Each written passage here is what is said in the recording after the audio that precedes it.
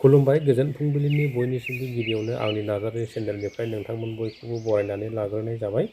दिनै आं नोंथांमोननि थाखाय गोदान मोनसे भिडिअ लानानै फैबावबाय। आसा खालामो भिडिअखौ जोबजासे नायलांगोन। दिनैनि गिबि रादाबाव दं हारिमु मोजां मोनग्रा आरो बर' सावथुनखौ सिबिग्रा बर' रायजो राजाफोरनि थाखाय मोजां खौरां लानानै फैदों। आंनि भिडिअनि गेजेरजों नोंथांमोना मिथिनो हागोन। बांबुला फिल्म प्रडाक्शननि बेनारजों दिहुनजानाय आरो फैला जे बरगयारिया लिरनाय आरो बिथोन होनाय फैला एमसिएलए बर' आबुं सावथुनखौ नोंथांमोना बोहैथि दाननि 12 नभेम्बर 2023 मायथाइयावनो नुनो मोनजेनसिगोन।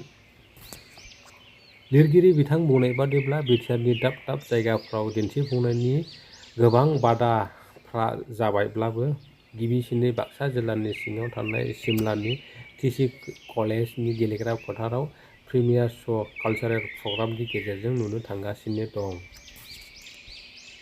बे प्रिमियार श'खौ बेखेवना होगोन बर'नि मुंदांखा मेथाइ रोजाबगिरि आरो देंखोगिरि बिग्राय ब्रह्मआ बेखौ बेखेवना होगोन आरो बेजों लोगोसे गोबां महरगिरिफोरनिबो मेथाइ रोजाबनाय आरो मोसानायखौबो नुनो मोनगोन होनना खौरांगिरिफोरनि सिगाङाव बुंथियो फैला जे बरगयारि बिथाङा।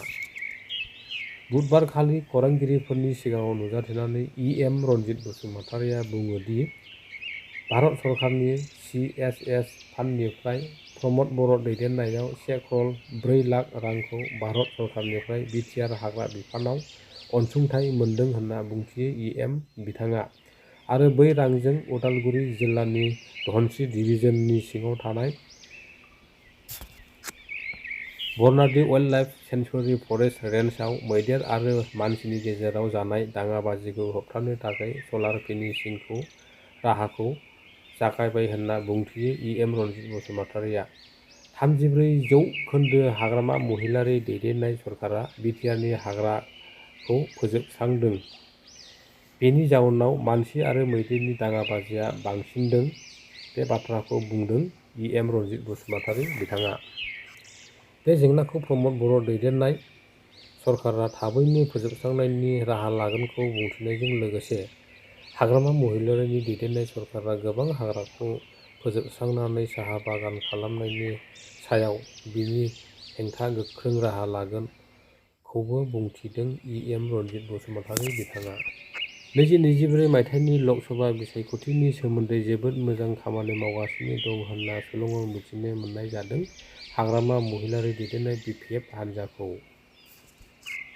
एमपि बिसायख'थियाव बिजेपि पार्टिया बिपिएफ पार्टिखौ लोगो लानो खावलायथाबदोंमोनब्लाबो दायो बिपिएफ पार्टिया बिजेपि पार्टिखौ मदद खालामिखौ शिलंआव मिथिनो मोननाय जादों।